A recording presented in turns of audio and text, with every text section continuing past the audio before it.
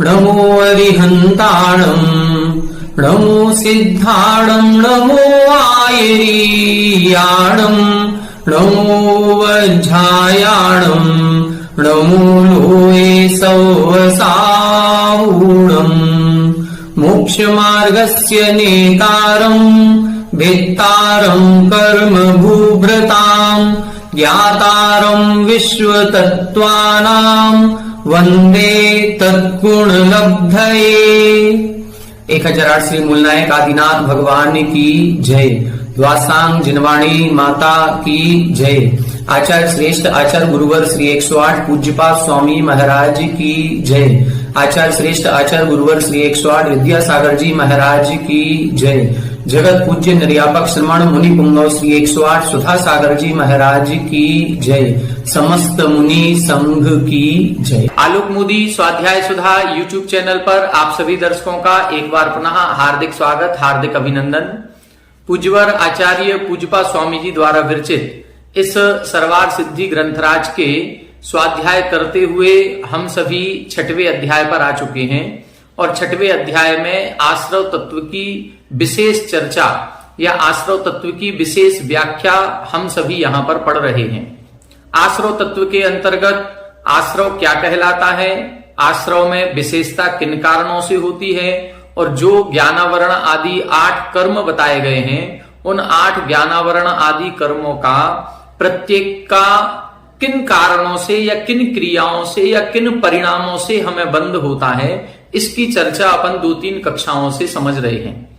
पहले इन्होंने आश्रव सामान्य का वर्णन किया और सामान्य आश्रव के भेद प्रभेद बतलाते हुए उसमें विशेषता किन कारणों से आती है, ऐसे जीवाधिकरण और अजीवाधिकरण का व्याख्यान किया था। फिर ज्ञानावरण और दर्शनावरण को एक सूत्र के माध्यम से बताया। फिर उसके बाद वेदनी कर्म के 2 भेद किए गए थे, साता वेदनी और असाता वेदनी। तो पहले असाता वेदनी कर्म के आश्रव के कारण बताए कि इस संसार में ये जो जीव है, यह जीव दुख का अनुभव क्यों करता है, क्यों इसको दुख मिलता है, ऐसे निमित्त किस कारण से उसको मिलते हैं कि उसको दुख का अनुभव होता है। तब असाता वेदनी कर्म के आश्रव के कारणों का व्याख्यान किया था कि यदि हम दुख करते हैं, शोक करते हैं, ताप, आक्रंदन, बध या परिदेवन, कुल मिलाकर के यदि हम दुखी होते हैं, रोते हैं, आंसू बहाते हैं और कुछ ऐसा रोते हैं कि हमारी दशा को देख करके दूसरा भी रोने लग जाए, तो ऐसा करुणाजनक रोने से भी असाता वेदनी कर्म का बंध होता है।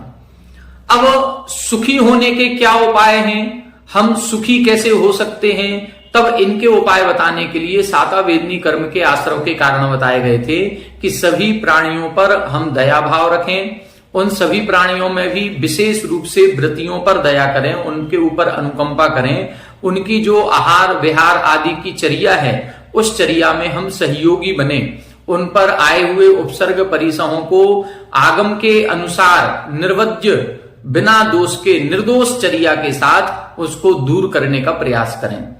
दान दें, जो 4 प्रकार का दान है, ज्ञान दान, आहार दान, अभय दान, औषधि दान आदि, तो ऐसे 4 प्रकार के दान को दें। कसायों की मंदता रखें और विशेष रूप से लोभ कसाय की मंदता रखने से। फिर इसके साथ इति शब्द दिया गया था। इति शब्द के अंतर्गत बहुत सारी शुभ क्रियाओं का ग्रहण इधर इन्होंने किया था, जिसमें सबसे पहले देव पूजा को रखा गया था। देव पूजा कहें या अरहत भक्ति कहें, एक ही चीज है। तो अरिहंत भगवान या सिद्ध भगवान या जो हमारे पंच परमेष्ठी हैं, इन पंच परमेष्ठियों की भक्ति करने से, इनकी स्तुति करने से, इनकी पूजा आदि करने से साता वेदनी कर्म का बंध होता है।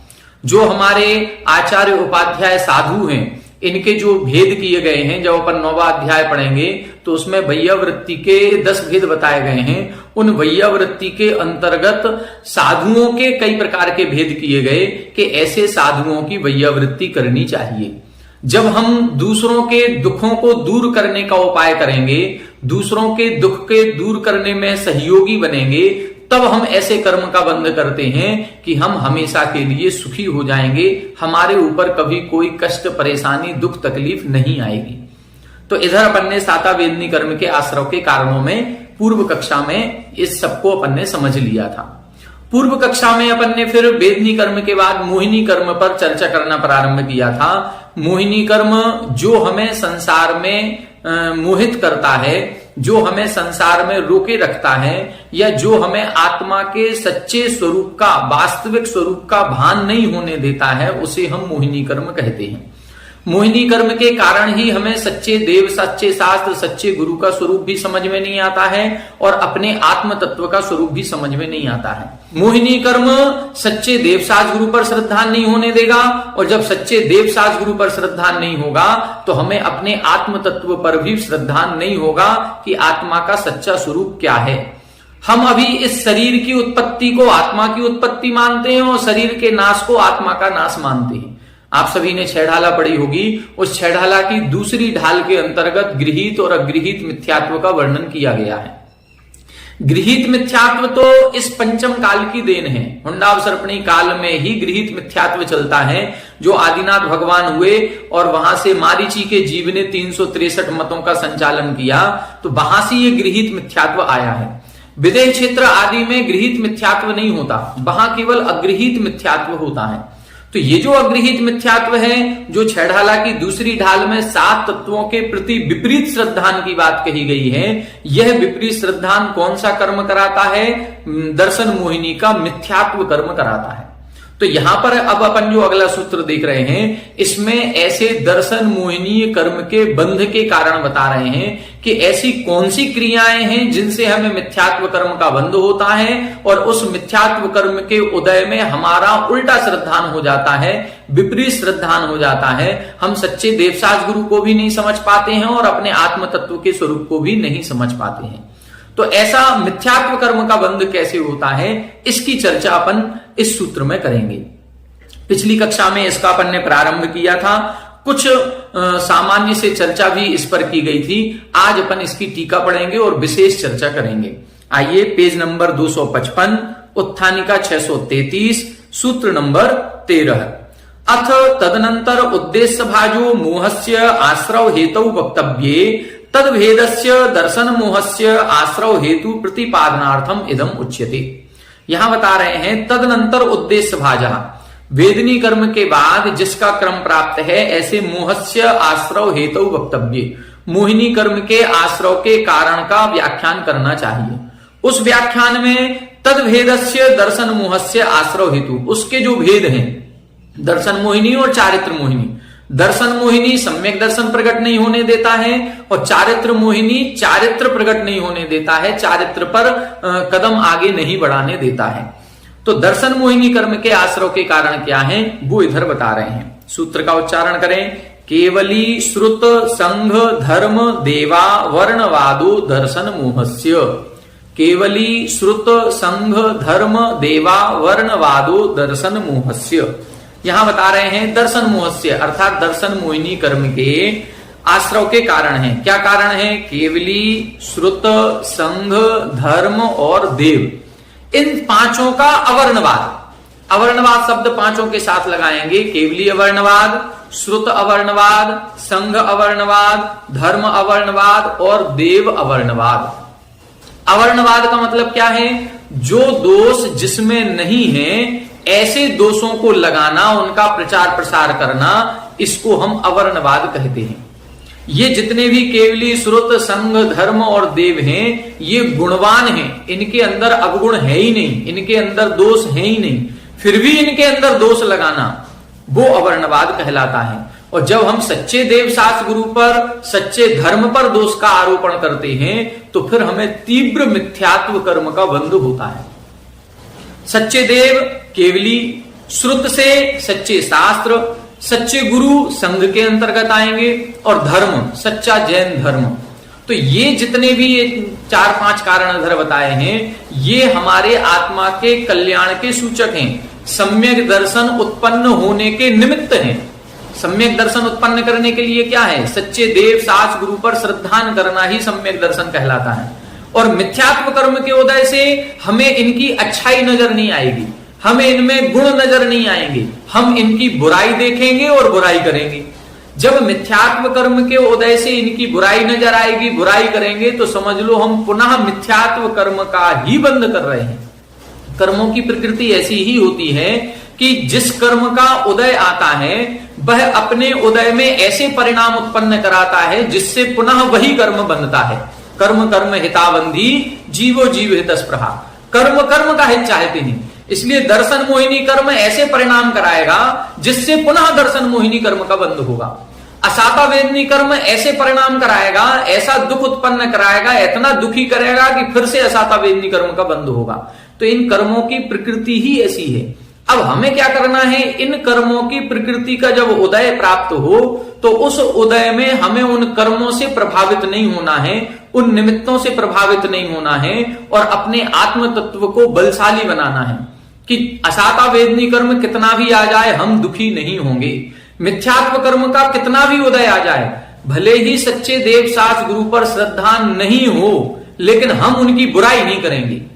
आज हम सभी लोग ये करने लगे हैं कि कोई भी साधु हमारे नगर में आता है, देखो साधु कई प्रकार के हैं, कई संघ के साधु हैं, लेकिन हमारी श्रद्धा किसी एक संघ पर ज्यादा होती है, उस संघ में भी किसी एक साधु पर ज्यादा होती है।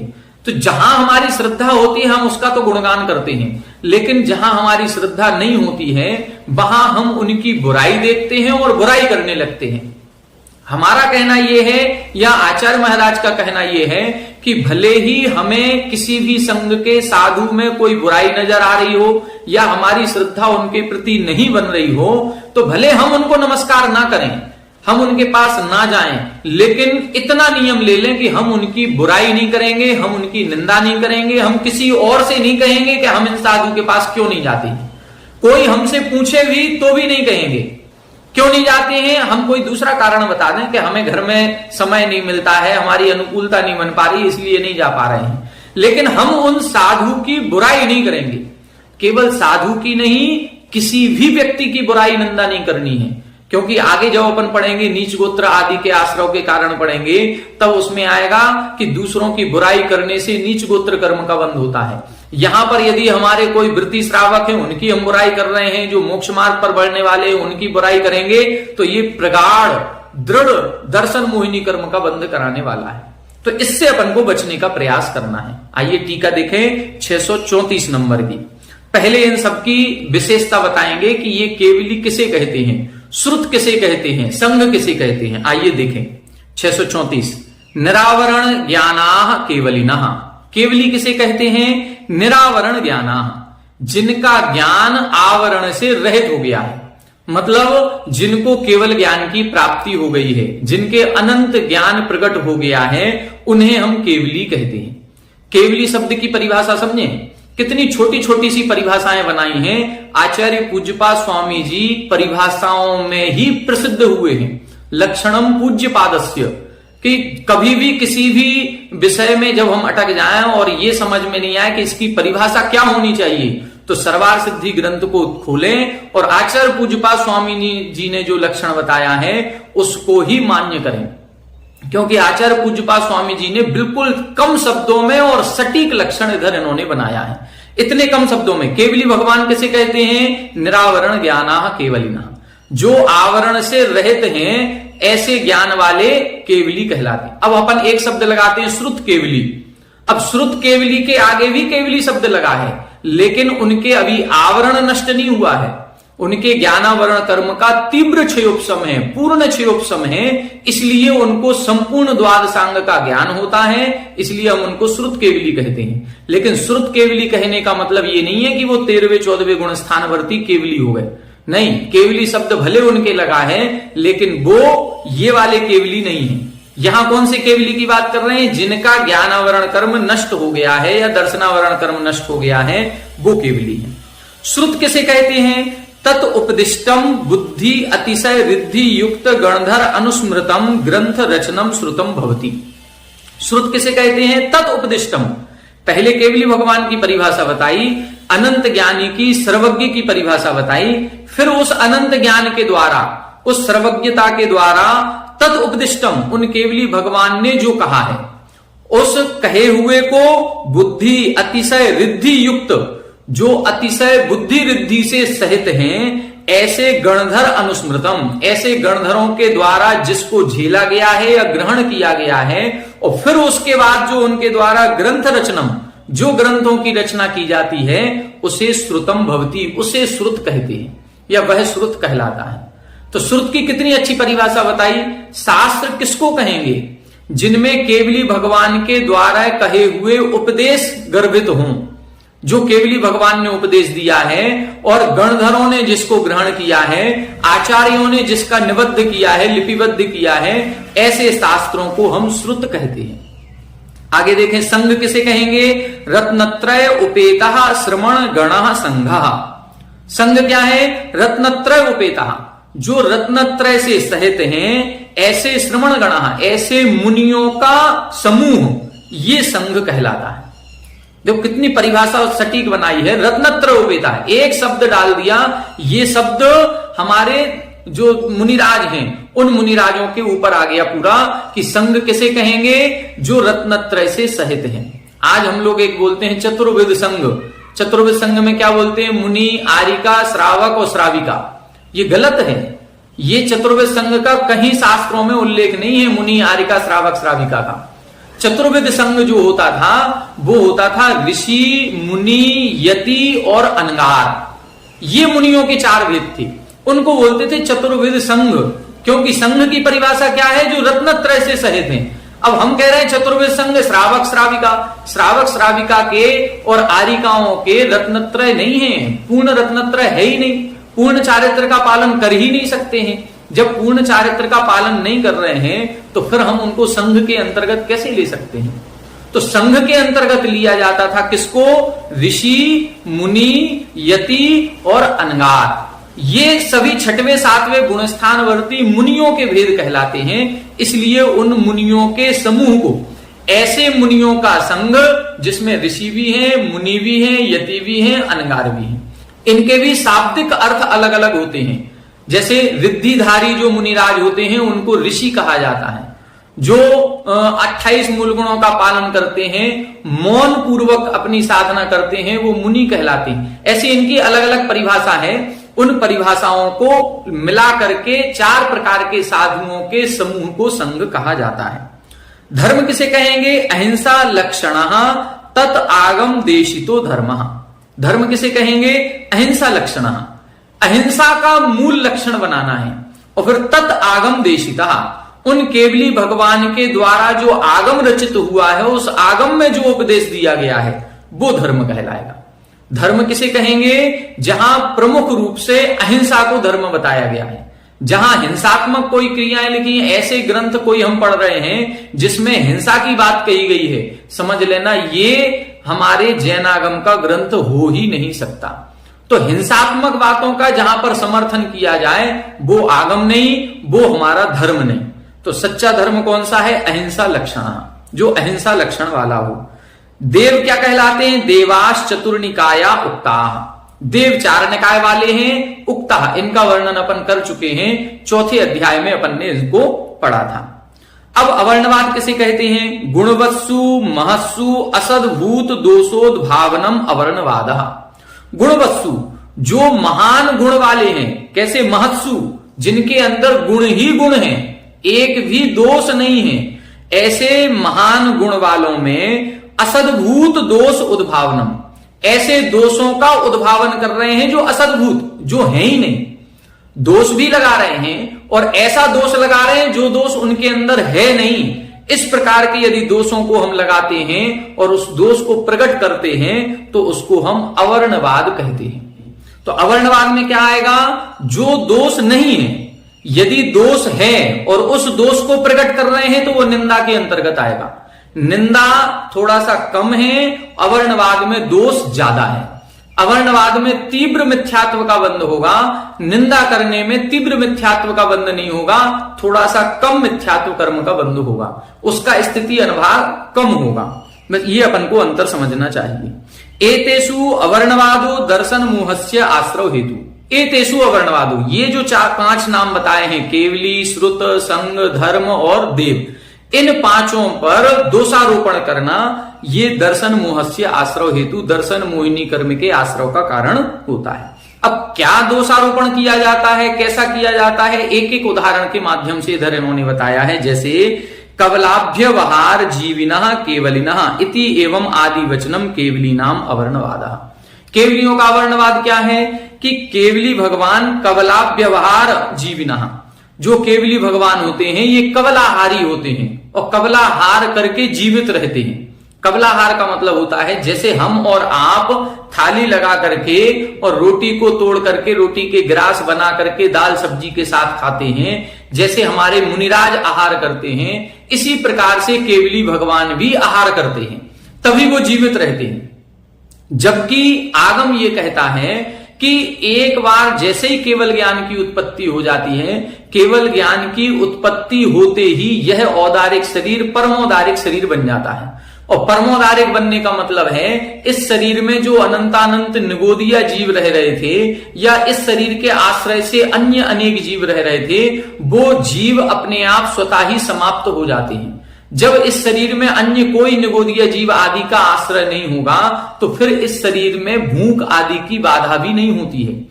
18 दोषों से जो रहित हो जाते हैं, तो अनंत ज्ञान केवल ज्ञान की प्राप्ति होते ही भूख प्यास आदि की वेदना ही नहीं सताती। जब वेदना नहीं होगी तो फिर आहार करने की क्या आवश्यकता। लेकिन कुछ लोग इन पर अवर्णवाद करते हैं और वो ये कहते हैं कि यदि मान लो किसी जीव को 8 वर्ष अंतर मुहूर्त में केवल ज्ञान हो गया और अब ये एक पूर्व कोटि तक की आयु तक यह शरीर कैसे बना रहेगा, बिना आहार के शरीर की स्थिति बन ही नहीं सकती। तो वो लोग ये कहते हैं कि ये नियम से कवलाहार करते हैं तभी ये जिंदा रहते हैं। तो ये जो इस प्रकार का दोषारोपण किया गया है ये केवली का अवर्णवाद कहलाता है। ये केवली के ऊपर दोषारोपण किया गया है, ऐसा दोष जो उनमें है ही नहीं, उनको भूख की वेदना ही नहीं है, भूख प्यास आदि के दोषों से जो रहित हो चुके हैं, फिर भी उनके ऊपर ऐसा दोषारोपण किया गया। श्रुत का अवर्णवाद क्या है? मांस भक्षणादि अनवद्य अभिधानम श्रुत अवर्णवाद। श्रुत शास्त्र क्या है? शास्त्रों में मांस भक्षण का उपदेश दिया गया है। मांस खा सकते हैं, मांस को खाने में कोई बुराई नहीं। यदि इस प्रकार का कोई ग्रंथ के बारे में हम कहते हैं कि इस ग्रंथ में ऐसा लिखा है कि मांस खाने में कोई दोष नहीं, तो समझ लो ये हमने श्रुत का अवर्णवाद कर दिया। शास्त्रों में जैसा लिखा नहीं है वैसा हम कहते हैं तो ये श्रुत का अवर्णवाद हो जाता है। अनवद्य, अनवद्य अभिधानम मतलब पाप का वर्णन करना, कि श्रुत के शास्त्रों में लिखा गया है कि पाप में प्रवृत्ति करने से कोई दोष नहीं है, यदि इस प्रकार का वर्णन किया जाता है तो ये श्रुत का वर्णवाद है। संघ का वर्णवाद क्या है? शूद्रत्व अशुचित्व आदि आविर्भावनम संघ अवर्णवादा। संघ का वर्णवाद क्या है? जो मुनिराज आदि हैं, मुनियों का समूह है, वो समूह कैसा है? ये शूद्र होते हैं, ये अशुचि होते हैं। मतलब जिस समय से दीक्षा ली उस समय से स्नान नहीं करना है, इसलिए ये अशुचि हैं, अपवित्र हैं, छूने लायक नहीं है। जैसे शूद्रों के साथ व्यवहार किया जाता है ऐसा ही इनके साथ व्यवहार करना चाहिए। इस प्रकार का जो दोषारोपण किया जाता है वो संघ का अवर्णवाद है। जिनोपदिष्टो धर्मो निर्गुणा तत् उपसेविनो ये ते च असुरा भविष्यन्ति इति एवं आदि अभिधानम धर्म अवर्णवादः। धर्म का वर्णवाद क्या है?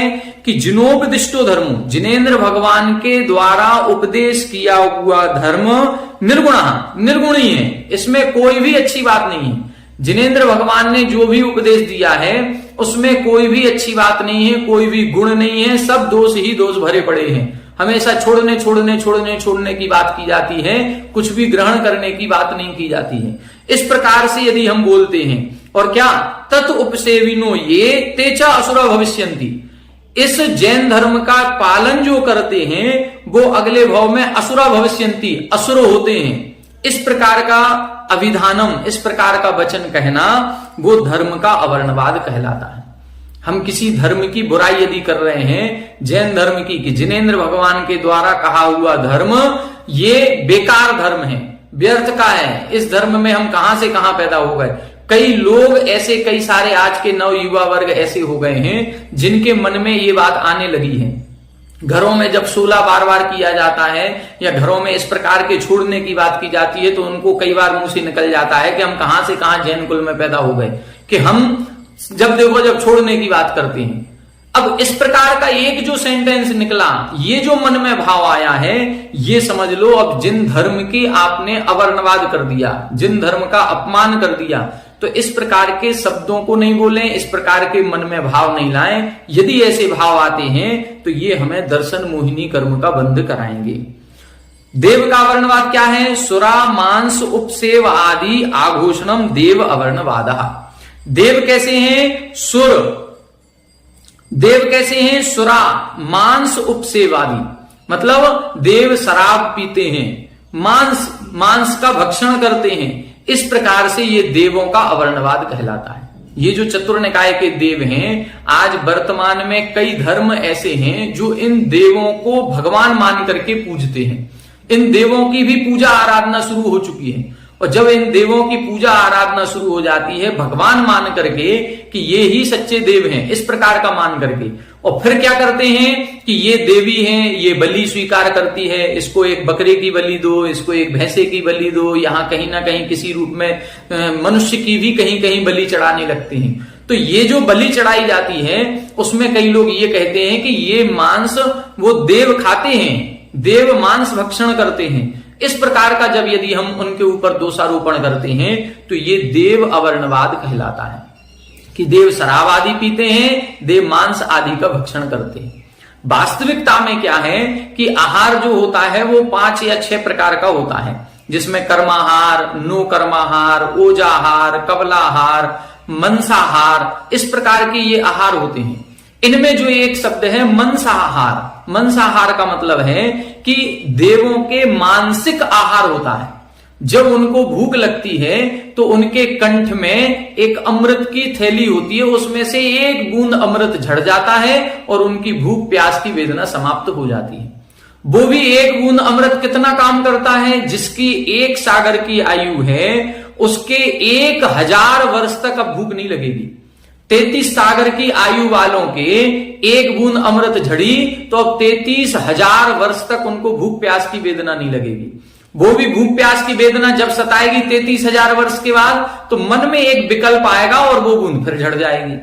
तो उनके मंसाहार होता है।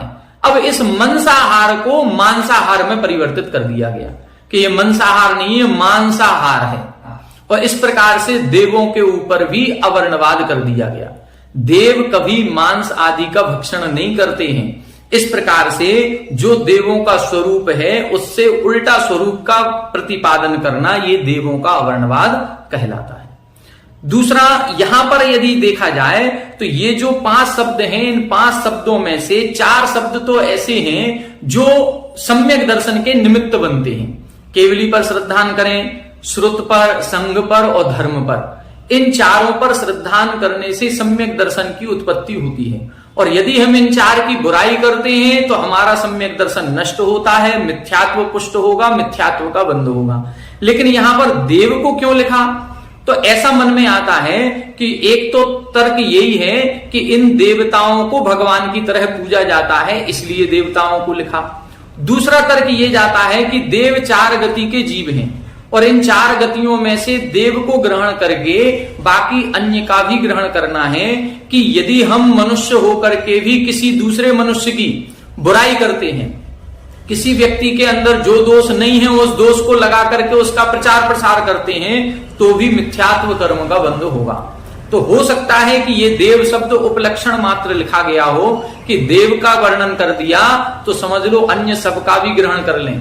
हम मनुष्य भी आपस में एक दूसरे के अंदर जब हम एक दूसरे से ईर्ष्या करते हैं, राग द्वेष परिणाम होता है, तो हम किसी की अच्छाई सुनना पसंद नहीं करते। हमें उस दूसरे की अच्छाई सहन नहीं होती। जब सहन नहीं होती है तो हम उसके ऊपर कहीं ना कहीं गलत आरोप या दोषारोपण करना प्रारंभ कर देते हैं, और केवल दोषारोपण करते नहीं है, उसका प्रचार प्रसार भी करते हैं। छोटी सी गलती यदि पकड़ में आ जाए किसी की तो हम उसका व्यापक प्रचार प्रसार करते हैं, और बड़ा चढ़ा करके, जिसको बोलते नमक मिर्च लगा करके। तो ऐसा यदि हम कर रहे हैं तो भी मिथ्यात्व कर्म का बंध होता है। इस प्रकार से जानना चाहिए। ये केवल हमारा चिंतन है, ये ऐसा किसी ने कहा नहीं है, क्योंकि यहां टीका में इस प्रकार से वर्णन नहीं किया। लेकिन हमें ऐसा लगता है कि देव शब्द लिखा है तो यहां पर अन्य सभी को भी ग्रहण कर लेना चाहिए, जिससे एक दूसरे की यदि हम बुराई कर रहे हैं, दोषारोपण कर रहे हैं, तो उसमें भी हमें मिथ्यात्व कर्म का बंध होता है। दर्शन मोहिनी कर्म जो है, दर्शन मोहिनी कर्म के 3 भेद किए जाते हैं, एक मिथ्यात्व, सम्यक मिथ्यात्व और सम्यक प्रकृति। तो 3 प्रकृतियां जो ये हैं, 3 प्रकृतियों में से बंध केवल मिथ्यात्व का ही होता है। सम्यक मिथ्यात्व और सम्यक प्रकृति का बंध नहीं होता। जब आप लोग बंध विच्छुत्ति आदि के प्रकरण को पढ़ेंगे तो बंध योग्य प्रकृतियां जो 148 कुल प्रकृतियां हैं, उनमें से मात्र 120 हैं। 28 का तो बंध ही नहीं होता। उन 28 में 5 बंधन, 5 संघात की प्रकृतियां हैं, इनका बंध नहीं होता। और 16 स्पर्श रस गंध वर्ण की प्रकृतियां हैं, इनका बंध नहीं होता। और एक सम्यक मिथ्यात्व और एक सम्यक प्रकृति, इन 2 प्रकृतियों का बंध नहीं होता। ये इनका उदय पाया जाएगा, इनकी सत्ता पाई जाएगी। अब सत्ता कैसे बन जाती है? तो जो मिथ्यात्व हमने बांधा है, जब हम सम्यक दर्शन प्राप्त करते हैं तो सम्यक दर्शन प्राप्ति के प्रथम समय ही इसके 3 टुकड़े हो जाते हैं और वह मिथ्यात्व 3 भागों में बट जाता है, एक मिथ्यात्व, सम्यक मिथ्यात्व और सम्यक प्रकृति। तो वो है तो मिथ्यात्व का ही रूप। जैसे हम यदि देखें दलिया है तो दलिया काय से बना? गेहूं से। आटा काय से बना? गेहूं से। लेकिन गेहूं का ही उत्पादन होता है। खेत में गेहूं बनेगा, खेत में गेहूं की फसल उगेगी, आटे की नहीं उगेगी और दलिये की नहीं उगेगी। ये दलिया और आटा कहां से आया? ये गेहूं से आया। इसी प्रकार से जो फसल या कर्म बंध होता है, ये मिथ्यात्व का होता है। और उस मिथ्यात्व के बाद फिर इस मिथ्यात्व के टुकड़े करेंगे, उस गेहूं के दाने के टुकड़े करेंगे, तो जो बड़ा सा टुकड़ा हो गया वो एक प्रकार से सम्यक मिथ्यात्व, और जो बिल्कुल महीन आटा कर दिया वो एक प्रकार से सम्यक प्रकृति। तो सम्यक प्रकृति का स्थिति अनुभाग कम हो जाता है, सम्यक मिथ्यात्व का बीच का रहता है और मिथ्यात्व बिल्कुल प्रगाढ़ होता है। जैसे उदाहरण दिया जाता है कि एक आइसक्रीम है, वो आइसक्रीम हमने फ्रिज से बाहर निकाली तो अभी बिल्कुल ठोस है, उसमें चम्मच अंदर जब हम डालते हैं तो वो चम्मच भी नहीं घुस पा रही है, इतना कड़क, इतनी टाइट है, उसको बोलेंगे मिथ्यात्व। कुछ देर के लिए बाहर रख दिया तो अब थोड़ी थोड़ी वो पिघलने लगी और उसमें चम्मच डालेंगे तो चली जाएगी, ये है सम्यक मिथ्यात्व। और जब वही दूध बिल्कुल पिघल जाता है, वो आइसक्रीम पूरी पिघल गई, दूध जैसा हो गया, पूरा मेल्ट हो गई, अब उसको बोलते हैं सम्यक प्रकृति। तो बंध केवल मिथ्यात्व का होता है, उस मिथ्यात्व के 3 टुकड़े हो जाने पर ये और 2 प्रकृतियां बन जाती हैं। तो यहां पर जो ये सूत्र लिखा गया है कि दर्शन मोहिनी कर्म के बंध के कारण है, तो यहां पर दर्शन मोहिनी में मुख्य रूप से केवल एक प्रकृति, मिथ्यात्व प्रकृति के ही बंध के कारण है ये, क्योंकि बंध मिथ्यात्व का ही होता है, अन्य का नहीं होता। अब मोहिनी कर्म के अन्य भेद होते हैं चारित्र मोहिनी कर्म के। तो चारित्र मोहिनी कर्म को भी 2 भागों में बांटा गया, कसाय वेदनी और अकसाय वेदनी। कसाय वेदनी में क्रोध, मान, माया, लोभ, ये 4 कसाय आती हैं, जिनके अनंतानुबंधी, अप्रत्याख्यान, प्रत्याख्यान और संजुलन ऐसे भेद कर दिए जाते हैं, तो 16 भेद बन जाते हैं। अकसाय वेदनी के 9 भेद होते हैं, हास्य, रति, अरति, शोक, भय, जुगुप्सा, स्त्री वेद, पुरुष वेद और नपुंसक वेद। तो ऐसे ये 9 भेद अकसाय वेदनी के और 16 भेद कसाय वेदनी के होते हैं। ऐसे 25 भेद चारित्र मोहिनी कर्म के होते हैं। अब इन चारित्र मोहिनी कर्म के प्रकृतियों का बंध कैसे होता है, इनका आश्रय कैसे होता है, किन परिणामों से होता है, इसका वर्णन अपन अब अगली कक्षा में पढ़ेंगे। आज की कक्षा में अपन ने दर्शन मोहिनी को समझा, मिथ्यात्व को समझा कि इसका बंध कैसे होता है और मिथ्यात्व के उदय में कैसे परिणाम बनते हैं। अब अपन अगली कक्षा में चारित्र मोहिनी के बारे में पढ़ेंगे कि आखिर ऐसे कौन से परिणाम हैं, ऐसे कौन से कर्म हैं जिनके कारण से हम चारित्र के मार्ग पर आगे नहीं बढ़ पा रहे हैं। इसको अगली कक्षा में पढ़ेंगे। आज की कक्षा में इतना ही। आप सभी हमारे साथ बने रहें। सभी को जय हिंद।